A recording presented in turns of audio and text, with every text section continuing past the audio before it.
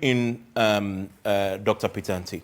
Ms. Anti, so the letter I read, right, there are a few fundamental questions that needs clarity.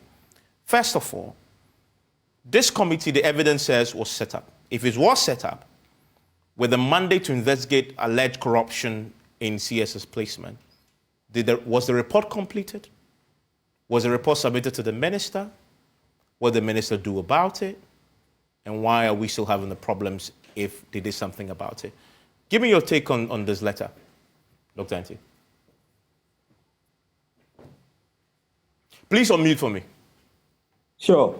Thank you very much, and good evening to your viewers and my co-panelists.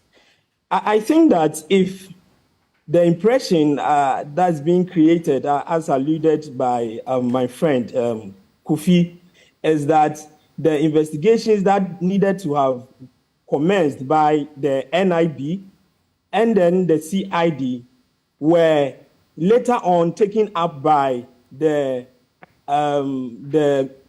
Minister for National Security.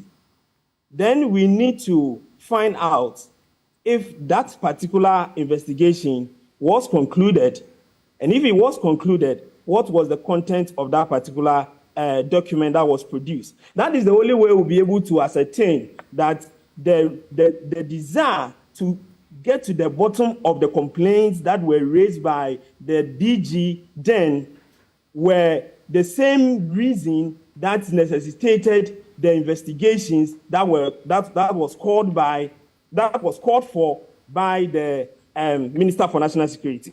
So that is my first take on this. We need, if we want to face this system, we need to get to the bottom of this. Of course, because one of the prominent objectives of this policy was to ensure transparency, fairness in the allocation of applicants to senior high schools on the basis of merit.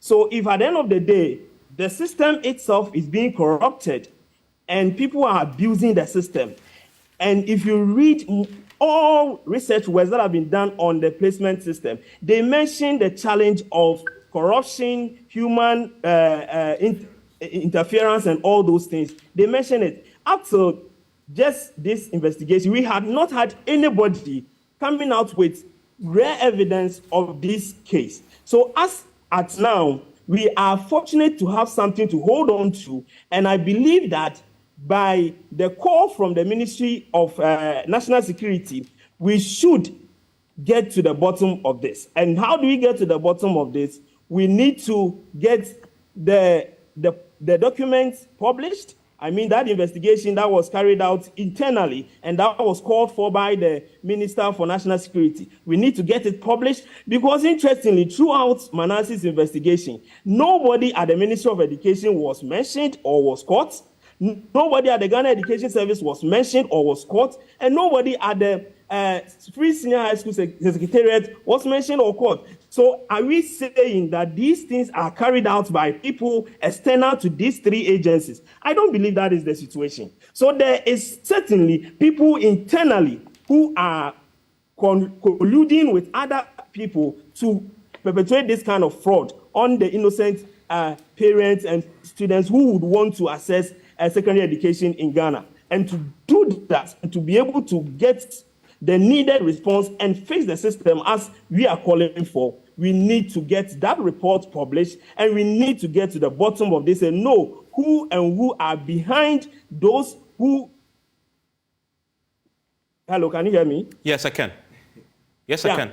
And need to know those who are behind those who are doing these kind of corrupt activities, especially those within the ministry and those within the Ghana Education Service. Okay.